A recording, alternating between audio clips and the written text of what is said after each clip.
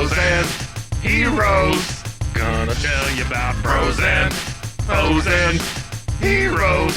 Gonna tell you about comic books, costumes, Facts. Boots. and other stuff. In this week's issue, the Black Terror. Welcome into Bros, Foes, and Heroes. I am Zach, joined by the Kid Terror Oh, to no. my Black Terror, Kid Terror, Black Terror. Mr. Mike. A lot of terror Yeah. going on. Yeah. Don't get them mixed up. I'm No. always Kid Terror. Yeah, exactly. That's right. Because it would make sense that, Mike would be Kid Terror. Sure, You because see I'm him so in person, young. you're like, yeah. Yeah. And just spry. so small in stature. That's too. right. Small in stature, young and spry. Yep. That's the way people describe me. Impish, kind of. Impish. That's right. Maybe. Yeah. No.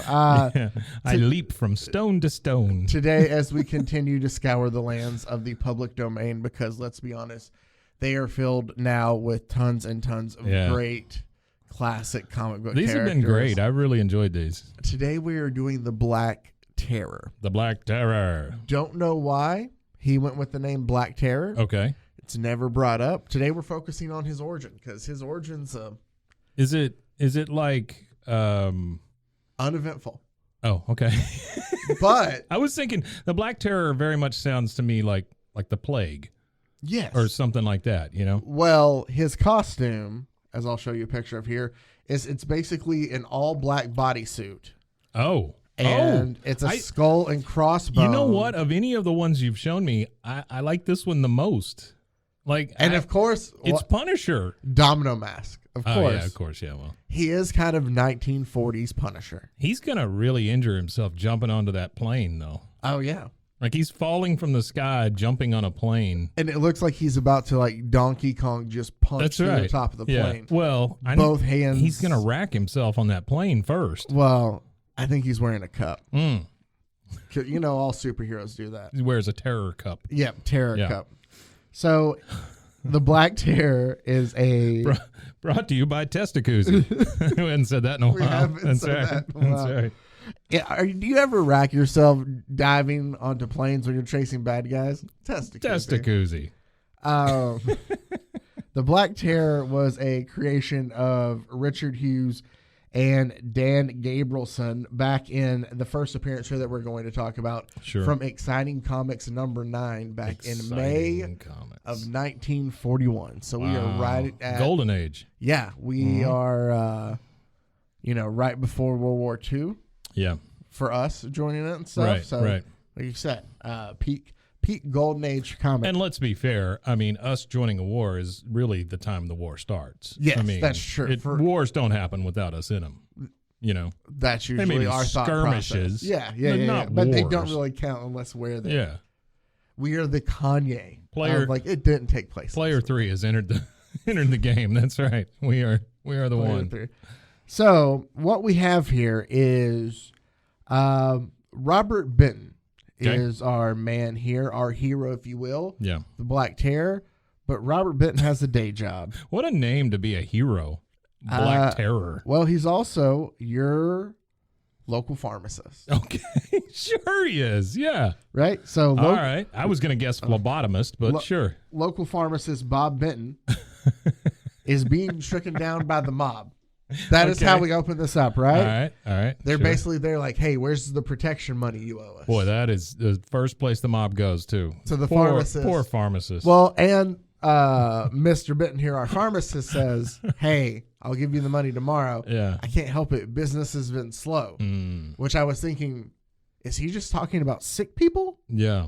Like, hey, I'm a pharmacist. Business has been slow.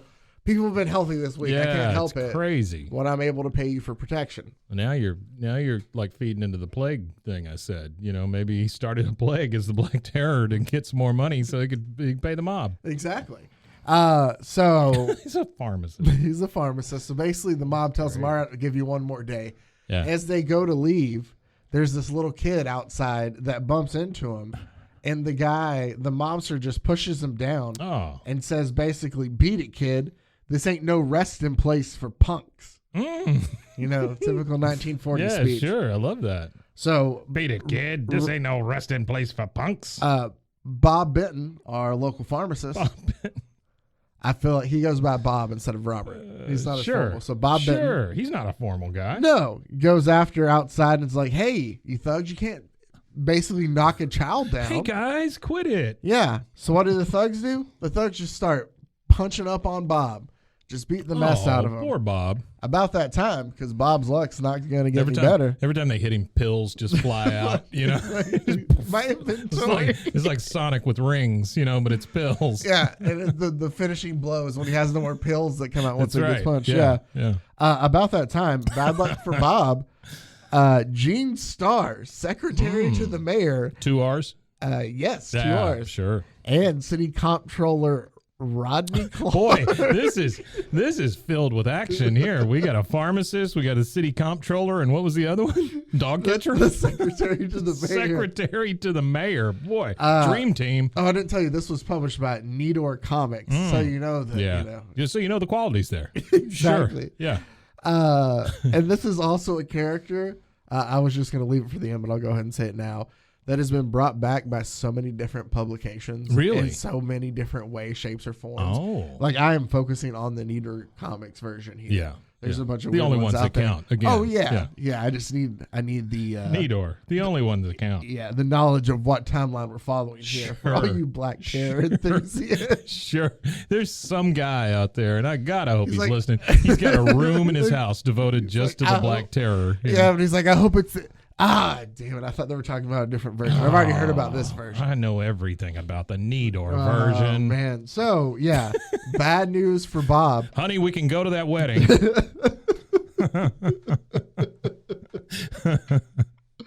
Oh, man. So, bad news for Bob as mayor, secretary, and local comptroller come walking by just in time to see him be beat up by the mob. Sure. The secretary, look, Rod. So she's already... Rod. Yeah, not Rodney, Rod. Sure. Oh, Rod. Look, Rod, it's Bob Benton. Help him. So they already know it's small enough to where they know. Sure. Yeah. So go help him, Rodney. Or Rod. I'm sorry, Rod. they're close enough. Yeah. My father is Rodney. And Rod says, why can't that weak-kneed pill mixer take care of himself? Oh, man. Let's go. Like, he's like, F it. I'm He going to can start take care of calling people himself. that. You're a weak-kneed pill mixer. So basically, the city comptroller goes and saves Bob Yeah. from the thugs beating Thank him God. up and says, here are your glasses, hero. Like, he's like, you know, again, what we saw... Really building him up. What we saw at the puppeteer, Mm-hmm. they all have a fetish of being like just taken down a peg in Sure. their alter ego form. Right. They want to save the day, but then they want to be ridiculed when they're not. Yeah. So, Well, of course, it works to the pharmacist's delight here because he just gets made fun of for not being able to Right. take care of himself. and now we know that as BDSM. There you go. And he's whoa, I got lost on that. Basically, they leave him, and Bob fixes his glasses, trying to like compose himself. And Pharmacy tape. The little kid comes up to me and he goes, "Hey, sir, my name's Tim Rowland. Like, I just wanted to thank you." Right? And Bob Can I have goes, a crust of bread? yeah, Bob goes, "Why do you want to thank me?" And he's like, "Well, you came in to, help me." And he's like, "And what good that did?" He goes, "And you still came and helped me anyway." Basically, he's like, "You knew you sucked and you still tried it anyway." A child is telling an adult this. Yeah. Basically, just it's funny to think of the reverse opposite. But yeah, Yeah.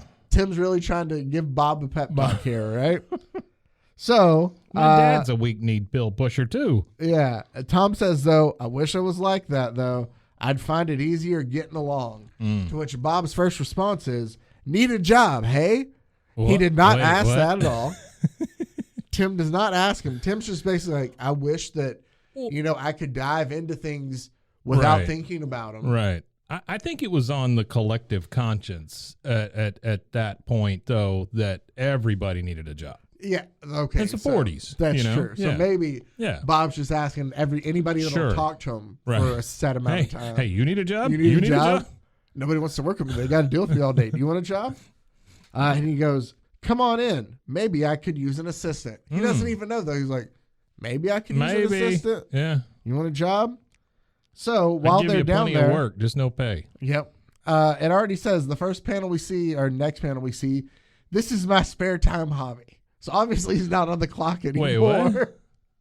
Being a weak-kneed pill pusher is his hobby? Bob's downstairs, like, mixing up potions and stuff. Like with the chemistry set. And he's telling Tim, okay, this is my spare time hobby. So obviously Tim is no longer on the clock, right? Yeah. If he hired him to be his assistant, sure, he's now just hanging out with them, right? Right. We know nothing about Tim's parents. Well, he's a little dirty orphan kid. He's living on the streets. We don't know that. We assume so. Or there's parents out there just like, Tim's he's hanging out with the pharmacist. He slept in a shoebox on the street last night. This is really and a we're step like, up. He's over mixing up potions at the pharmacist's house. Like, drink this one, Tim. So basically, it'll make you feel small. Yeah, he tells him that one of his goals is to. Here, I want to describe it the way he says it. It's the kind of thing he tells him. I've been working on a sort of tonic for run-down people. Oh, so he's inventing cocaine. That's what it is. It says, so far I've had no luck, but I'm not licked yet. It's the kind of a thing a chap like me would fool around with. I love the way they talk about the way. All my life, folks been picking on me, and I've dreamed about something which could help me build my strength. Oh. Right? About that time, he asks Tim, hey, grab me, whatever it is. Tim's not paying attention. Just grabs something, hands it to him. He adds it in. Whoops. First day on the job, I would like you minded. You'd like to bring up again. Come on, Tim. Yeah, and basically Bob's like, what'd you do? You ruined it. He says, you took the wrong bottle, you idiot. So he's already called this child an idiot. This is like the thing where you have to sign in on Google and give them your. This is two-factor authentication. Exactly. Why didn't the pharmacist who is employed to do this check the bottle also? Yeah, no, he tells him what to grab. Thanks, Tim. Glug, glug, glug. No. No, he tells Tim to go get the bottle to add it. And Tim just adds it himself. Oh, I see. Okay. But we don't see like what he's doing. He's authentication. always standing there by it, so he's watching him. But he adds to it, and then basically Tim's like, I'm sorry, what did I do? And Bob's like, oh, you added this kind of formic acid. Yeah, he calls him an idiot. And I was like, wow, that's kind of weird. Don't worry, next panel over. He tells him, I'm sorry for losing my temper. Oh, okay. So he apologizes to the this is an action-packed story so far. Basically, though. Never have I wished for mob guys to come back so badly. They're coming back. Just wait. I have to give the background of how he gets his powers because it gives him an idea. Oh. Because the acid he grabs is the acid from a red ant. And Tim goes. Wait, what? The acid of a red ant. Like it's the same acid that red ants use, I guess. Oh, okay. Just got that sitting on his shelf. Yep, he just has it in there. No. The red ant, not the black one. Tim says, though, red ants, huh? I once read they were the strongest things alive. So then the pharmacist goes, never thought of that. We've established two things here. Tim is an idiot, but he can read. And he's smarter and ants are super strong. And he's smarter than the pharmacist. The pharmacist. Wow. Yeah. So, who's a weak-kneed pill mixer. Sure. So that gives him the idea. Weak-kneed pill mixer. And he mixes up stuff in the concoction real quick. And now he has his new potion. So literally anybody could have done this. Yes. I mean, this is not like, lightning struck and it hit the red ant juice and it got in his eyes and he's now a super So he's whatever. made this elixir tonic, whatever. Yeah. And he's like, oh no, what's going on? And it starts giving off these fumes. Yeah. And usually when stuff gives off fumes, you would think you'd be cautious. Sure. But he's immediately like, I smell. Smells great. Yeah. Thanks. Is that hints of like juniper? He's just like. I love acid smoke. And then it's like, oh, I feel different. It feels like steel is pouring into my veins. And then he just falls over dead. And muscles, everything's waking up. And he just puts his hand on the table and breaks it in half. Oh. And then Tim's like, wow, you have super strength. And he's like, hold on. And he lifts his Wait. He's just like, oh, cool. You got super strength, huh? Yeah, Tim goes, gosh. You just leaned on it, and it busted like cardboard, is what he says. Really descriptive there for Good job, Tim. But Bob's able to lift a safe that just says drugs on it. Drug safe. It is. It says Robert Benson drugs. That's great. On his safe there. Oh, boy. When he That's lifts it nice. up. Yeah. He then decides, Tim asks him, what do you want to do with these newfound powers you have when you inhale this tonic? Right. And Bob basically tells him, you know what? I want to sneak into the ladies' room. Want you to What if that was the end? Instead of him being like a nice guy, he's like, I want to get invisibility so I can stay in the ladies' room. Porky's 3. Enjoy. Oh, man. No, but he does tell Tim, he's like, I've had a dream forever of using strength like this to make a difference. I've had a dream since like 5 minutes ago. Yeah, that I could use my super strength. Virtually forever. He tells him, go to a theatrical costumer, which I can't decipher if that means a costumer who works for like a theater company or just one who's like, our prices are great. Our prices are great. Try on these pants. Yeah. Oh, man. So, and tells him what he wants. Well, Tim goes to pick up the costume the next day, and the costumer says, here's one that'll work in a man's size, and I just so happen to have it in a boy's size, too. Oh, good. And he's like, and Tim goes, I'll take them both, but keep the boy one until I call for it. Uh-huh. Yeah.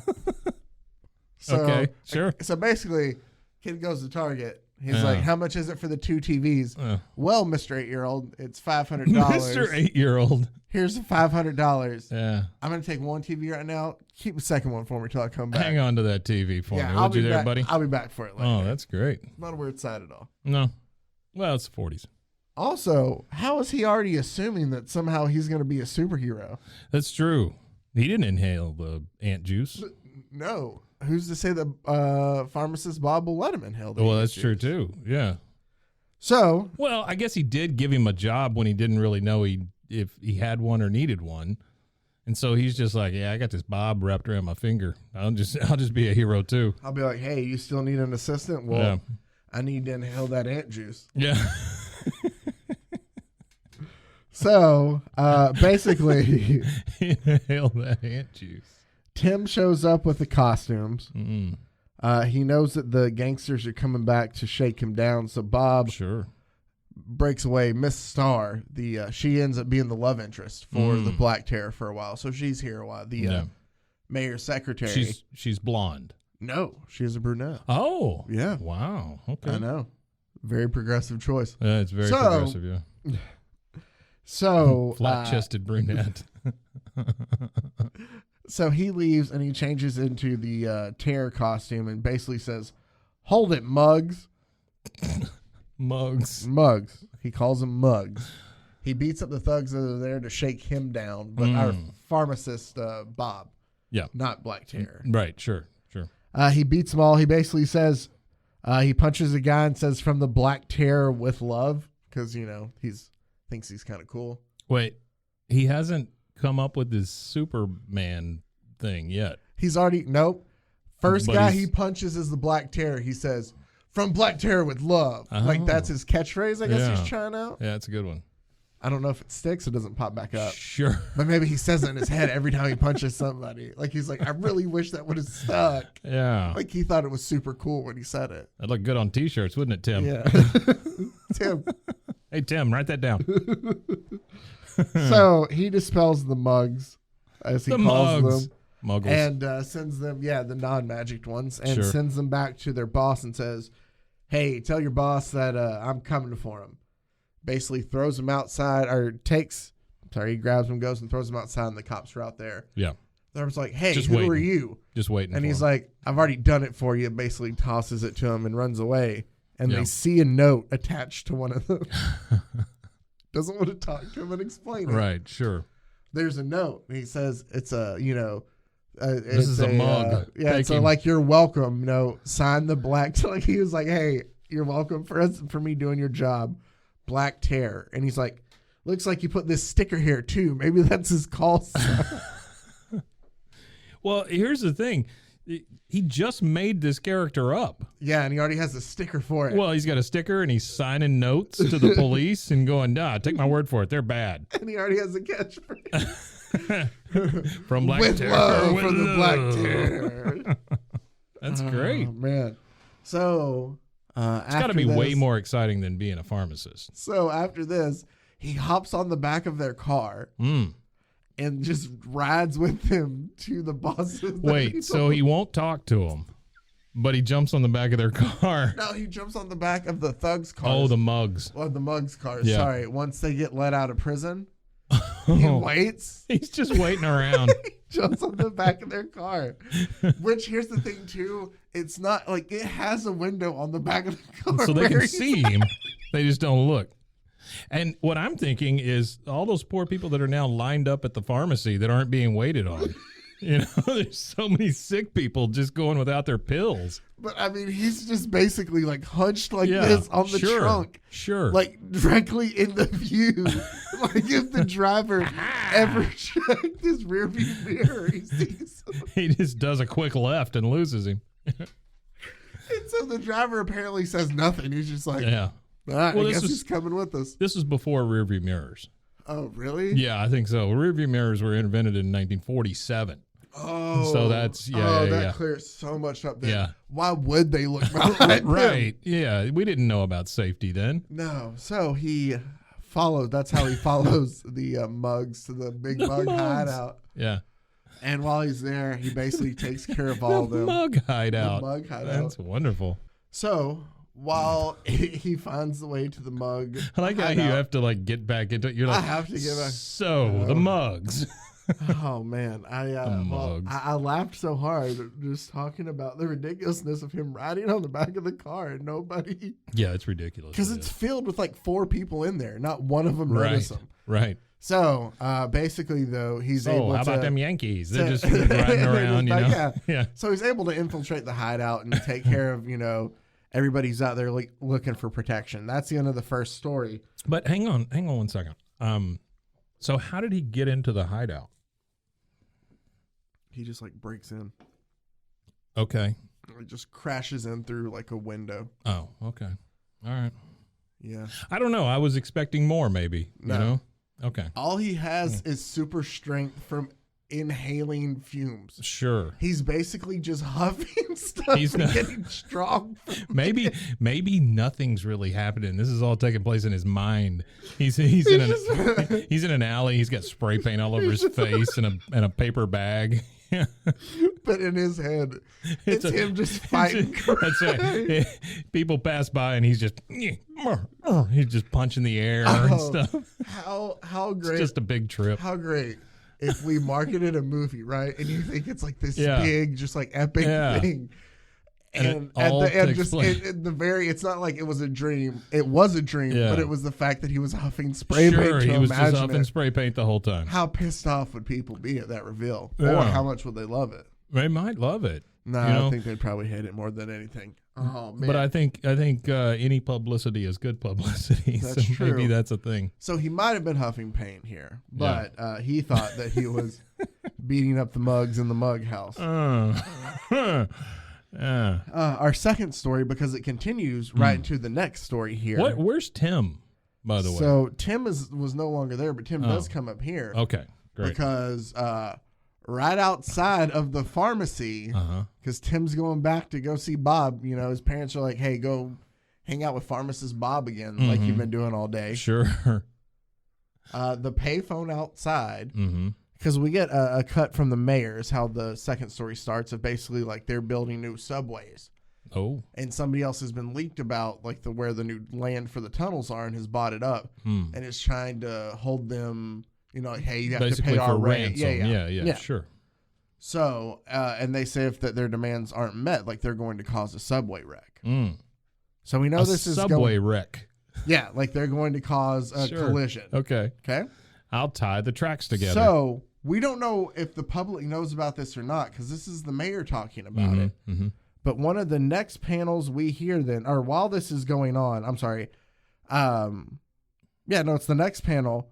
Outside of the pharmacy, there's a man on a payphone saying, basically, hey, we've been paid to blow up the track and like send this and Tim overhears it.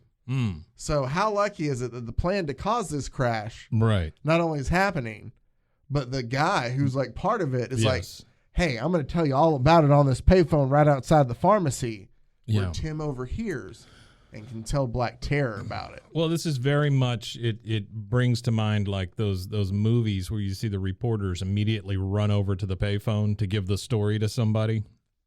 Yeah. You know, like if you're working for the Daily Planet or the Daily Bugle or the Planet Bugle, that you just run over there real quick. I got some hot news. You know, take this down. You know, that kind of thing. Extra. Yeah. Instead, it's a mug. Yeah, on the phone. It's a mug on the phone. Here, and tell me maybe, I mean, that's how I perceived what he says. Right. It says, we're pulling the wreck. I assume that means we're helping cause it. Sure. Anyway, he's just like, anyway, just to show he does. I'm going to kill this guy. Anyway. Yeah. He's like, we're pulling the wreck. Anyway, just to show them we mean business. Just kind of like matter of factly, like we're going to wreck anyway, just to show them we mean business. Okay, sure. It's coming off in about 20 minutes in the tunnel south of Elm Street Station. Don't know why he's giving so much information over the phone. That's what Tim hears. And hang on, here's the reason we're going to do it. Yeah. First, if anybody were to happen to be around and had a notepad to write down what our group's initiatives might be, it would foil our entire plan. Oh, man. So Tim overhears it, goes and tells Bob. Bob's like, oh, yeah, Black Terror needs to go and stop this. Yeah. But he leaves, and he tells Tim to stay there. So he pulls out his paper bag. Tim being the great, sidekick that he is like, no. And, like, goes in there, sniffs the fumes, too. And he becomes Terror Kid. Really? Yeah. So this stuff is still sitting around. And he so just he can walks sniff in and the he's just fumes. like, yep, sniffs it himself. He's like, I'm Terror Kid now. Terror Kid. Yeah, so it's the Black Kid and the Terror Kid. Wait, no, it's not the Black Kid. It's the Black Terror and Terror Kid. Thank you. Oh, man. So Black Terror and Terror Kid. Yeah. That they're later known as the Terror Twins. Oh. Which is weird, though, because one's a grown man and one's a 10-year-old That's child. what I was going to say. You don't often see. Well, I guess they're, what do you call it when they're not identical? Well, they're fraternal. Yeah, I guess they follow the Agical. The Arnold Schwarzenegger, Danny DeVito version of twins logic. So, yeah. But so basically the two of them then stop the crash and help save everybody. But anyway, how's it going? No. So, it was a character that has then been, he's fought everything from like domestic, obviously like we talked about, because I just covered the origin there. Right. Because nothing happens afterwards. They just beat up the, they stop the crash. They save everybody. Sure. Black Terror kisses the girl. Oh. Yeah, the secretary. I don't know that I want to be kissed by something called a Black Terror. But then Bob Benton shows up, and of course it's like, oh man, you could, learn a thing or two from Black Terror, like it was with the puppeteer. Or go to pharmacy school. And, or just like, do karate or something. Gosh, everybody thinks you're weak.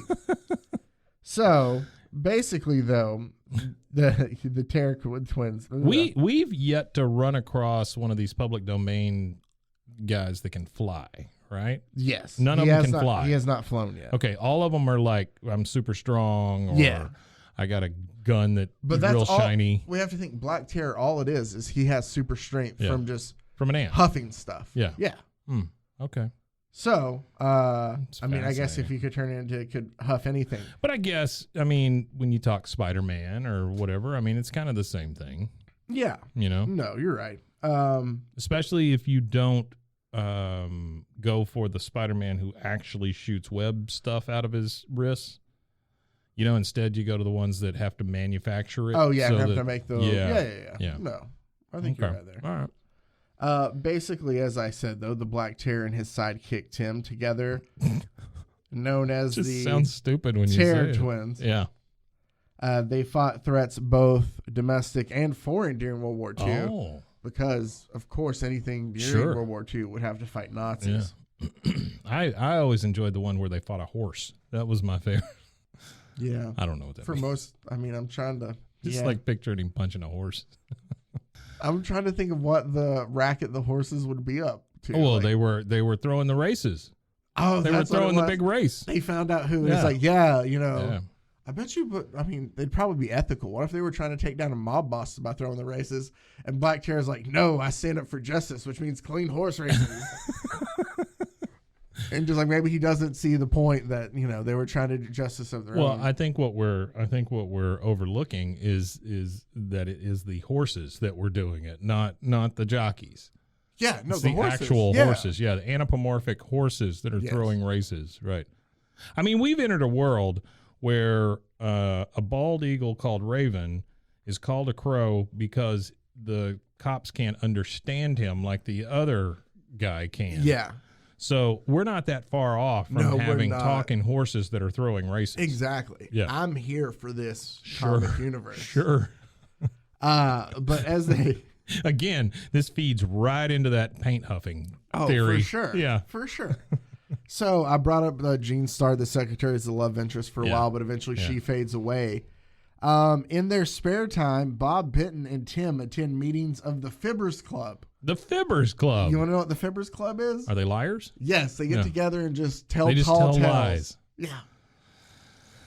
Okay. The pharmacist and his kid friend. We need to start one of those clubs. The Fibbers Club. Come Uh, on in, guys. also, when visiting, I'm lying. Don't come in. also on a story while visiting his history teacher, Professor Duncan, Bob Benton discovered that his ancestor had himself been the Black Terror in the 17th century. The reason why In he the had unknowingly, 1600s. the reason why he had unknowingly taken on his ancestors' the reason why he had unknowingly taken on his ancestors' identity has not been revealed, nor has whether any of Benton's other ancestors or if any of the other ancestors became a Black Terror. But yeah, What the? that was the story at one point in time, So, too. They thought so basically- much about the Black Terror. Basically, it was like, yeah, we hadn't come up with that yet, but just rest assured, it happened. A lot of weird stuff going on, but I love the fact that in these that it's really weird because eventually you get like I'm trying to remember what the book was or the study that comes out a while in the 50s, basically about how comics were demoralizing kids, Oh, and a lot yeah. of it is had Well, to that's do where with, the comics board came from, yeah, right? yeah. Mhm. And so a lot of it had to do with like relationships like this Sure. between Old pharmacists and young boys. yeah. Sure. But you look at it and it's just like the basics are never answered. Right. Does he have parents? Right. Where are his parents? Yeah. Why do they not care? Why do they not care? Sure. Why are you just cool with him being like, I'm gonna stay by and huff your ant juice and become Kid Terror? Yeah. And you're just like, guess I got a sidekick now. Well, he's stuck with me. I can't let him go home and tell you. He's a kid. He's gonna tell his parents That's everything. true. That's true. I guess you got to let him do it, right? Oh man, but he saves me all the time. He gets bored. You know what? We're gonna start a Fibbers Club. So I'm gonna sit here and tell lies about everything. Hey, you know what I Maybe- wish what I was doing? That's what it is. Is Bob just sits there and he fibs. The tall tales he tells are things that he wished he was doing besides hanging out with Tim. He's the he's the only one in the room telling the truth, though. Like he's sitting there going, "Yeah," and then I dress up like the Black Terror and I punch people in the face, and Yeah, everybody's they're like, like, "Ha ha ha ha! You're such a liar." Yes. Another thing that I found that I thought was great, and Yeah. I hope I took a picture of it, because a lot of these old comics, they have different ads and stuff for him. And it was, to me, it was just so funny to think of. It was made out of cardboard, and it was like a projector. Yes, I took a picture of it. It says, "Boys and girls, send today for the amazing new Comic Scope." Comic Scope. Old ad from the 40s. And basically, it looks boy. like it's a cardboard, Ooh, it is. like foldable projector. It looks like an old school projector. It's got what looks like Captain America and Bucky on the side of it. I'm pretty sure it's not. I'm pretty sure that's. Dude, come on. That's Captain America and Bucky. Oh, yeah, no, that is. You're right. Yeah, My bad. definitely. Now you can take, in quotes for some reason, take your own screen test. Screen your friends, your family. Don't spend money. Your own photographs can be used for films. This new invention permits you to do your own testing. What? Testing? Inexpensively and quickly. And in all sizes. Thrills, drama, action. Wow, it's only a quarter too. Says, please rush me one giant camera comic scope, complete with lens, for which I enclose the full price of 25 cents in coin, plus a 3-cent stamp for mailing. Oh, that's 28 cents. Wow. They hid that other 3 cents on you. Hey, you know, the big things here. There's 3 things. It's a new amazing invention. Mm-hmm. All right. It's not a toy. Exclamation mark, not a toy, but a real projector, AC or DC current. Oh. So it takes batteries or it plugs in. And then at the very top, my favorite part of this is, well, wait a minute, I just saw something else. One says it's the comic scope, right? Yeah. Boys, girls, send today for the amazing new comic scope. Reg US Patent Office - pat pending. Not patent pending, but pat pending. Pat's got to approve it. And then right below that, my favorite phrase is practically a gift. What? Practically? Hey, I got this for you. Be basically completely content with it because it's practically a gift. I'm practically happy. Oh, man. But see, it looks Practically like a gift. the way it looks, though, it looks like it's something that you folded. Yeah. But yeah, I that's don't know coming how they flat. powered it. That's coming flat. Yeah. Yeah, but the fact that it's AC or DC. That's the thing, too. But for a quarter. And it has a slot you, like, put pictures through, and I guess it project. It's just Sure. like... It's like a projects slide the projector, slides, basically, yeah. on the wall. And I You guess can make pretend movies. Yeah, but they just say it in the same place. It's for your testing. But it doesn't matter because, let's face it, your camera at the time, if you have one, probably can't pick up sound. This is where Elizabeth, what's her name, got the idea for that one drop of blood thing. That went over well. What? So, you know, the Elizabeth woman who invented the hey, get one drop of blood and we can test you for AIDS and, the toothaches the and woman who whatever. was completely obsessed Elizabeth with Holmes. she was like No. obsessed with like Steve Jobs. Steve Jobs. Yeah, the only reason I this is even in the top of my brain is because I've been watching that show, The Dropout, which is excellent. I started watching. I love it.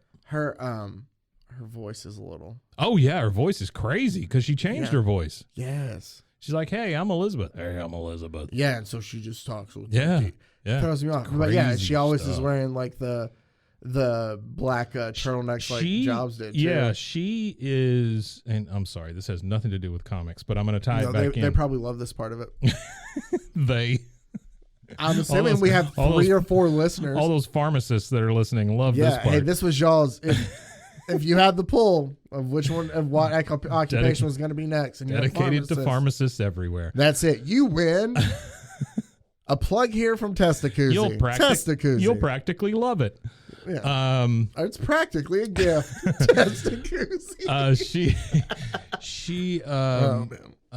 She would take the one drop of blood, and what I was saying is, anyway, it's said for testing, and that's the reason that brought it to my head. No, I got you. It's a good show, though. It is really good. Okay, the time is nigh. Yeah. It's time to talk about Batman. All right, let's talk about Batman. Yeah. You saw it early. I did. I saw it on the 1st. And you've seen it twice now. And then I saw it almost a week later, a little less than a week later. Yeah. But yeah, I've seen it twice. The wife and I went to see it the night before last. And the most amazing thing to me is I came out and we got in the truck and I was like, holy crap, it's 11:30. Yeah. Because it took a while to watch this thing, right? It is. And the one, well, I'll just say it right now, and this is the only one you're going to get spoiler alerts, because I'm sure that we'll say something even if we don't say something. I don't care. Whatever.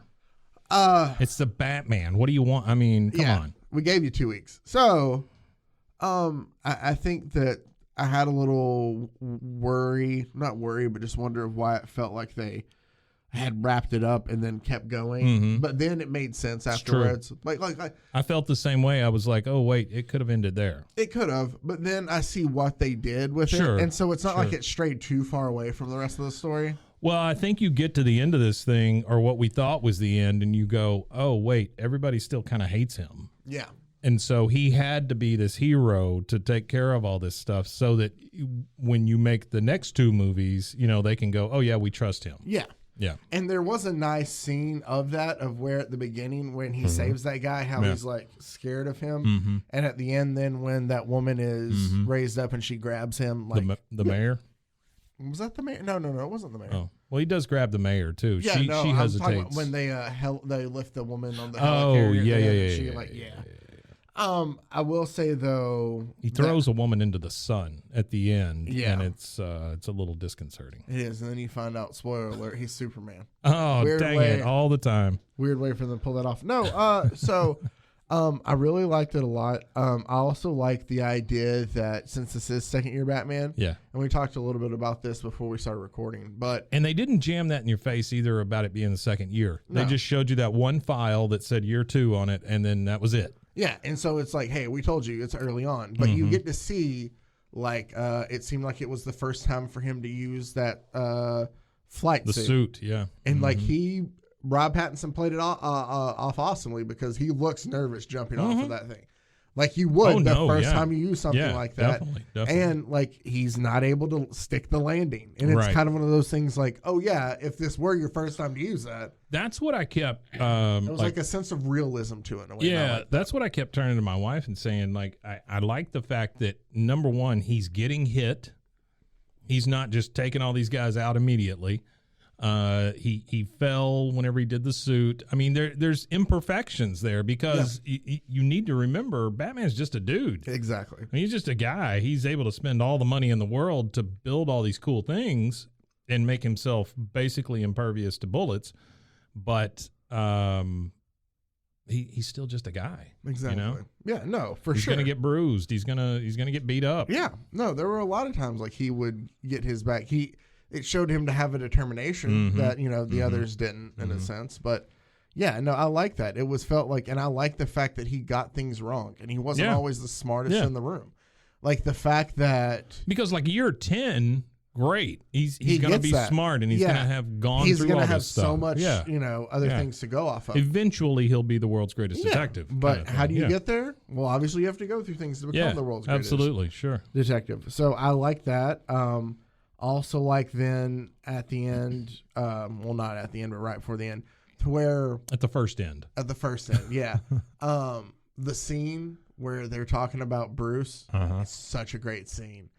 Because you think when he tells him that he wants to see him in Arkham. Oh, Where he yeah. wants to see it. Yeah. And and you think that he's figured it out. Yeah, I really did think he was talking straight to him, and he had figured out who he was. Yeah, and it was so, because he's like And watching the camera. We're talking about the Riddler. Yeah, sorry, the Riddler. I could have explained better. Yeah, Paul Dano was Great. friggin-tastic, by the way. No. Yeah. Oh, he was. Because he's a little dude. You know, he's this little weird dude, and he's not beating anybody up. No. But he uses his strengths to outwit people, and he's just Which was basically a great. serial killer. Yeah, and it was great doing that. Like, I liked, because he tells himself, he's like, what do you mean we did that? And he's like, I don't have the physical prowess that you do to go in there and grab him and bring him out. He didn't have the prowess. He didn't have the money. He didn't have all of that. So, it was, but yeah, I loved because of that. he's a good Riddler. Oh, he's a great Riddler. And he makes the Riddler scary, Yes. which I don't know has been done. No. Because the last Riddler was Jim Carrey. And it was just a little too much over the top. Yeah. Like, that was, my brother went and saw it yesterday, and his thing is kind of along those lines, a little bit the opposite, was that every version of the Riddler that I've known has been, for lack of a better term, more of a fun character. Mm-hmm. And he's a cartoon character, basically. And this one necessarily wasn't. Yeah. And I was like, and I get that. And if you don't like that, I can understand then why you wouldn't like that. But for me, I think that, and this is just my opinion, is that when Matt Reeves looked at it and thought, all right, how can I make that guy work in a real world? If it's in the real world, somebody who does stuff like that and then just sends like riddles to the police, and it's kind of like, oh, I got somebody tied up, like, hey, it doesn't have the same effect as something like. I love the cards. I thought the cards were cool. Yeah, the Zodiac with the everything cipher about it kind just of made thing. it. Yeah. It just seemed to fit. It is definitely a heavier tone for Riddler, but I thought it was great. They also explained to you, kind of real fast, but explain to you how they figured out the cipher also, and it's all Alfred. Yeah. you know, because he was in the Secret Service and all that, or the SS or whatever it is in England. Yeah. But yeah, all of that stuff. And I thought they answered most of the questions really well. And I thought they did such a great job with the tease there too, because I thought for a second that they could have easily killed Alfred off. Yeah. Oh yeah. Because I was and that's another thing I said to Suzanne. I was like, they can't kill off Alfred. Right? I mean, come on. The fact they got me to question that, Yeah. though, like I thought that was just great. Colin Farrell's fantastic as Penguin. Oh, Colin Farrell, you can't even tell it's Colin Farrell, which is, I know people have said that before, but having seen it, I'm like, oh, I did not. And he's so enjoyable. Yeah, he really is good. And so I'm looking forward to this series. Yeah, the series they're going to do is going to be great. I also saw an interview with Matt Reeves that they were working on a Gotham PD series, but apparently they're putting that on hold. Well, it's morphed into an Arkham Asylum series, which I love way more. Yes, I do too. And I think there's a way to do both within that one series. Yes. Because the cops are dirty, but yet they're going to put these guys in Arkham. And maybe this is just my naivete, but has it ever been mentioned that his mom's last name was Arkham? Yeah, no. Wait. Are you talking about in the movie? Well, anywhere. It was brought up in the movie. I know it was brought up in the movie. What I'm saying is before that, was that canon? I think so. Okay. I didn't know that. And I was like, oh, well, that makes total sense now. I think they did that How they brought the Wayne and the Arkham families together. Yeah, I think so. And she was nuts. So, or maybe Matt Reeves did that. Maybe I don't remember who. I don't know, but I think that's a great choice. Oh, on his part. Yeah. And I think I went leaving the movie thinking that they can go so many different ways with it for a sequel, which make it great too. I mean, obviously, Joker. They teased the Joker. Yeah. Well, I don't think that they have to go with him next, though. No, they could just leave him locked up. Yeah, because but you've teased already. He's in this world, though, and he could kind of be the kingpin of Arkham without for a being while. There. Yeah, orchestrate things around him. Because one of the things that I loved that Matt Reeves talked about, and he said that they'll release it eventually, and I hope they do, because people say that all the time, and then stuff ended up coming out. But that they had another scene in the movie that they ended up cutting. He left that last one in. But it's basically where Batman is trying to figure out why the Riddler is obsessed with him. And so since this is so early on in his career, he goes back to Arkham to deal with the only other person he's ever dealt with that was even remotely, was kind of as insane as Riddler. And it's this crazy kind of, prisoner that we don't know anything about. Which would be the Joker. Oh, cool. And he was like, I wanted to do it kind of like in the scene from what's the Killing Joke? Yeah. Where it's like, he's playing cards in the cell and the shadows just kind of, you can't really see, but you can tell who it is. Well, he kind of did that when in the movie. Yeah. I mean, he wanted a very similar thing. I mean, you could tell some weird stuff's going on with this dude, but you never saw him really. Yeah. No, he wanted to do apparently this very similar kind of scene like that where you don't get a full look, but you know who it is.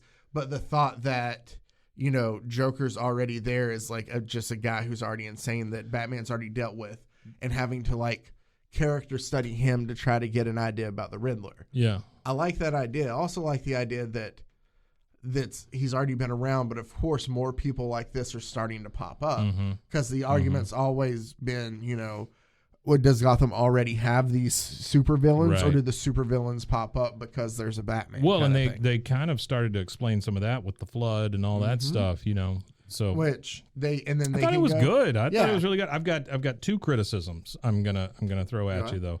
One, and we've already talked about this before we started recording, but one is just shoot Batman in the face and he's dead. That's all you got to do.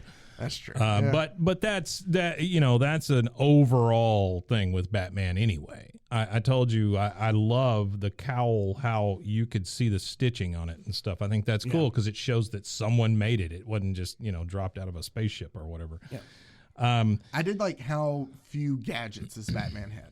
Well, he had there were some things like the he contact does have some gadgets. Lenses were obviously but there weren't a lot. No. Now, I will bring up the adrenaline shot. The Venom? Is that what it was? I think that's what it is. Okay. Well, why do you think it's Venom?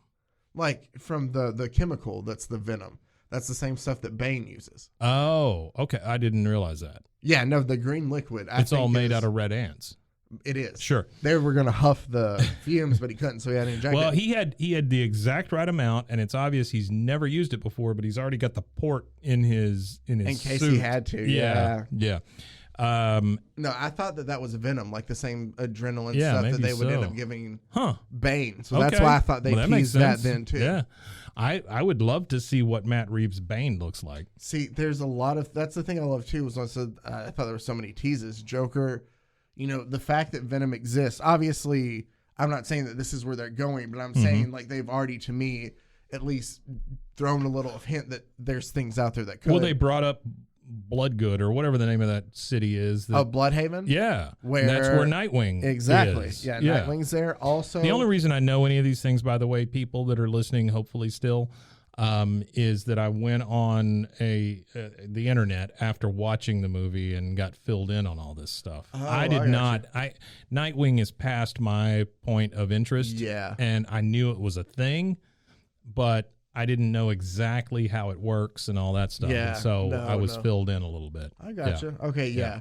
No, Nightwing is still me. I knew into Red Hood, and then after that is where I knew when she said Bloodhaven that was it's a thing. I don't know what it meant, when I heard it in the movie, but then when I looked it up, I was like, oh, well, that makes sense. I think they could also do No Man's Land if they wanted to. Okay. Which I think maybe what the Penguin series might be, because in the comic story for No Man's Land is basically like the government has cut off Gotham City. Like they're on their own.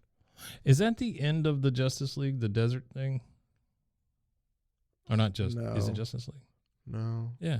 The one that's weird at the end where Batman's in the desert with the Joker. Yeah, but I don't think that it's not that. It's not what that is? No. Okay. No. All right. No, this is because I don't want that. Whatever that is, I don't want it. This is where like Gotham is cut off from the government, so like they don't have government funding for anything. So it's Escape from New York. So the criminals start taking over Gotham because they have no money to fund anything. Yeah. And so I thought they could do that and do it as Penguin's rise to. That'd be cool. But I think that's what they're going to do for the TV show. Yeah, that'd be great. That'd be great. I just want to see like the minor villains and stuff like that start showing up. And I think that's a great thing they could do, to where a TV show you could have fit in this world and be a part of it, but it doesn't have to be directly a part of it. So I saw, and this is kind of taking a left turn here, but I saw that they're going to do that in the Marvel universe with She-Hulk. I read a thing on She-Hulk the other day, which I'm very intrigued as to how they're going to do this, but it's a comedy, apparently. She-Hulk will be a comedy. She is a lawyer, in the comic books. And so what it's going to be is her defending these crappy little characters that you've seen in comics before through like a divorce or whatever, that kind of stuff. Okay. Yeah, so I just think it's a cool way to introduce these weird little characters, Okay, I'm down for that. Yeah, I think it'd be. I mean, they haven't really screwed up yet, so no. So I mean, they're due for see it. What happens? Yeah, but and when you say they do, and when you say comedy, I mean, I don't think it's like The Office or anything, but I think it'll have its comedic moments. Yeah. It's I can't think of her name. Orphan Black. Miss Star with 2 R's. Talia. I can't think of her name. I think it's the woman who's playing She-Hulk, and I feel bad for that. But that's all right.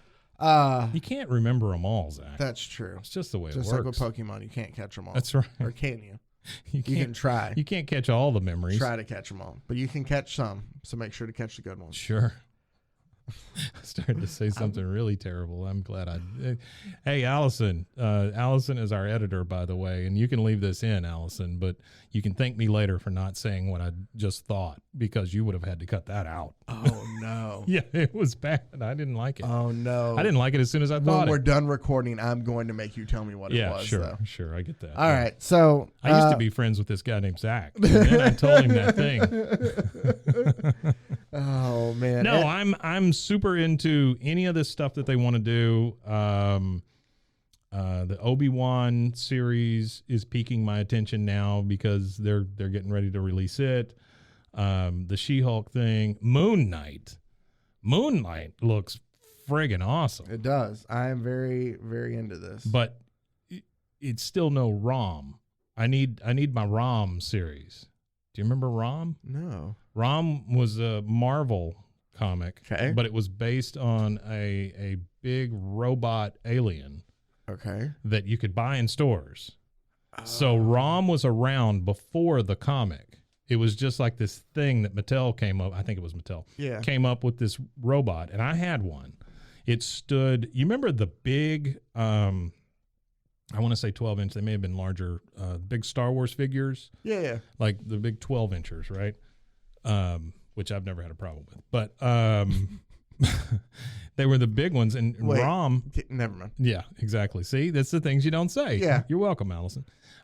So it was big like those figures, because I can remember fighting like Luke Skywalker versus ROM or whatever, right? But ROM was this, he's all silver, he's got kind of a squarish head, and I want to say you could shoot lasers with him or something like that. You could shoot something. But I remember having three things at one time, right? These are the three universes. This is the multiverse that used to happen in my house on the ping pong table top in the rec room. Mm-hmm. It was a pool table that had the ping pong table top on it, right? And this is where my guys fought. I had the Luke Skywalker / Big Chewie, right? Then I had ROM, who would get in on the action. Mm-hmm. And then $6 Million Man that you could look through the back of his head and see he had like a little hole in one of his eyes. You could look through the back of his head and you would see like the thing that the $6 Million Man would see on TV. And so those three guys would fight. Who would win? It's according to what day it was. Oh, okay. Who mainly won though? Usually the bad guy would win. Yeah, I was always rooting for the bad guy. Nice. It was always Darth, Always I think a I fan lost of the hill. I got it. I think I lost Darth's cape at one point, and so he felt very naked to me. Yeah, Darth without a cape does seem like he seems weird. naked. Yeah, Batman without a cape would be weird. Yeah, but sometimes it makes sense. Yeah, sure. Because like it got tangled up in something. And He did have a big old flowing cape in this one. He did. Yeah, he did. But I think it's a good movie. It was really good. I enjoyed it a lot. Yeah, go see it if you haven't. We didn't spoil too much. Support your local theater and enjoy it. Hey, by the way, just don't, if you have a local Cinemark, don't shell out the $14 to sit in the vibrating seats. It's not worth it. Did you do it again? No, I didn't do it. I've never done it. I'm not doing that. Oh, I thought you had done it. No, didn't like it. No, I did sit in one of the seats, and then my wife told me I had to get out. Because we didn't pay for that seat. And I was like, who the hell's going to care? But anyway. Oh. Yeah. So do you think there's a little just like jealousy that you haven't been able to sit in one? You don't like it? If I ever get a coupon to go sit in it for free? For like 10% off to sit in a D-bag seat or whatever it's called. D-box. Oh, D-box. Sorry. I thought it was D-bag seat. Then maybe I'll try it. Oh, man. All right. This has been Bros, Foes, and Heroes. Find us on Instagram, Bros, Foes, Heroes. Email us, brosfoesandheroes@gmail.com. You can also check us out and other shows at roguemedianetwork.com. Until next time, as always, thanks for listening and stay safe, everybody. Lolicon! Bros and Foes and Heroes. Gonna tell you about Bros and Foes and Heroes. Gonna tell you about.